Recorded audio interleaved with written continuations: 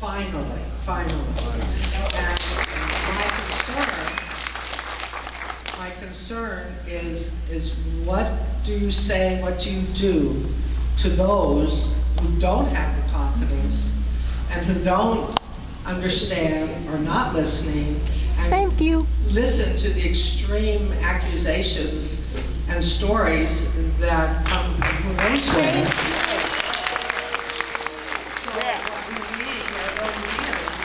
We need those ears to look, listen, and act, and have an open mind. With change, you need an open mind. And if your mind is closed, the change isn't going to happen. And we wanted change, we voted for change, and we finally have the president.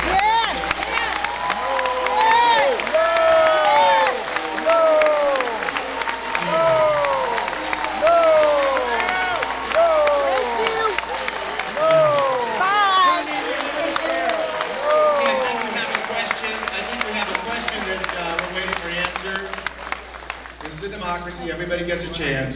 All right. Thank you for the comment. And people have always said that change is very difficult. Making a decision in the face of what appears to be a popular outcry against what one wants to do is one of the most difficult things that politicians or decision makers have to make. There's a lot of examples in this country historically that when a nation is faced with a crisis, people have different points of view, and they're based upon information or misinformation, and it's expressed through fear or through knowledge. And in 1942, when 1941 Pearl Harbor was attacked, there was an immediate reaction and a public outcry and a continuous public sentiment to put away, in turn, for national security and for their own security, the Japanese American communities. Now that happens with other groups too. But the reason why we need to be informed and grounded in principles of the Constitution and fair play and the understanding of what is right, what is wrong, and what is equity, and how we act as a country, and how we perform through our character that we've been taught. That it is that time when you ask the question, if everybody's against you, you have to do what they want you to do.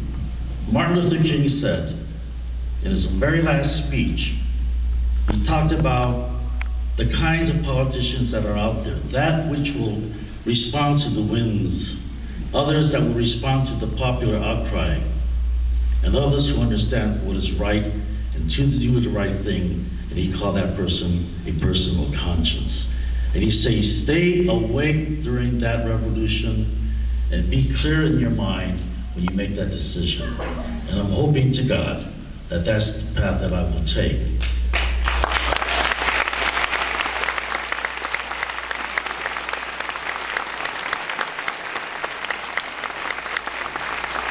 Ann Hall has a question about the single payer bill. Yeah, my friend and I debate a lot on these questions, and we learn a lot from each other. And I favor the public option, and she's in favor of the single payer. And my suggestion was that there was no way to transition to the single payer, given that, what, 1/7 of our economy is the healthcare industry. And I wonder if you have any ideas on how that might happen if we ever got to single payer. I think that historically we've always used other countries as an example, as a model, as a template of how we can do it in this country. But in our country we have a history of other plans already in existence. And I don't think that for myself that it would be the right path to take to eliminate those kinds of activities like the private insurance companies. They've had a pretty free hand in being able to do and provide these kinds of programs. But common sense also tells us the amount of money that we pay on a monthly premium is more than what one should be paying in terms of paying for primary care and those other kinds of things. And so it seems like it's time for us to look at how do we keep them there? How do we provide competition, because we believe in competition in this country? And then how do we provide that competition and a choice for those who don't have an affordable program? And it seems to me that when you have public option in the mix, that's probably the way to go. Now, if you wanted to go completely and eliminate them, you think I'm facing hell right now?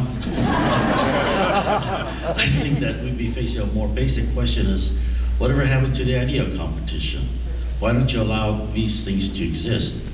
And I think that's the right path to take.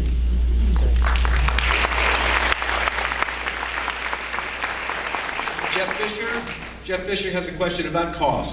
Yes, Congressman Honda. A lot of very intelligent people have looked at this bill that passed, including your own Congressional Budget Office. And they believe that the bill could cost over $1 trillion over the next 10 years. And they even say that it could bankrupt the country. Now, Mr. Congressman Honda, even if you don't believe this, who are you to take that risk with our country?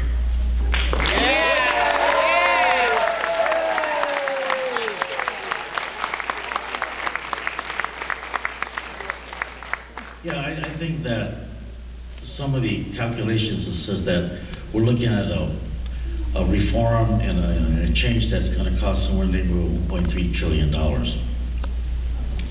That's in Senate Finance. President Obama in his speech says he wants it to be around $900 billion.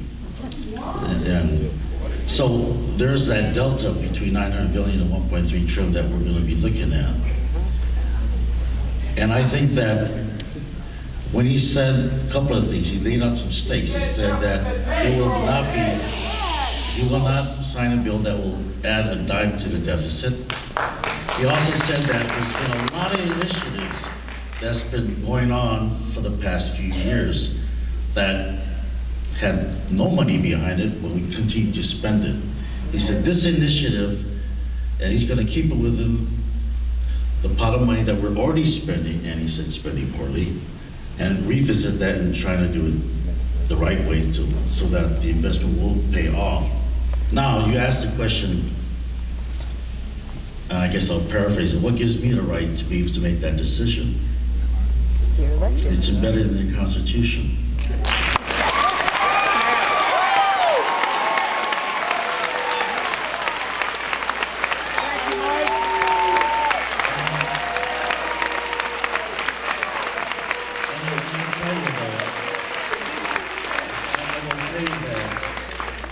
It doesn't mean that everything I do is going to be agreeable. It doesn't mean that I'm always right, okay? But I will do my best to do the most thoughtful decision that I could. Now, every 2 years you have a decision to make. You can vote me in or you can vote me out. Okay? No, it's not that. It's just that historically, we're up every 2 years for evaluation. And I think that there's certain things that I'm willing to put it on the line for the benefit of the entire country.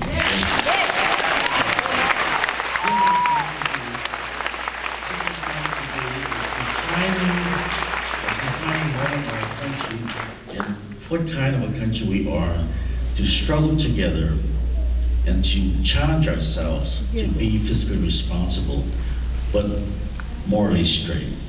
Yeah.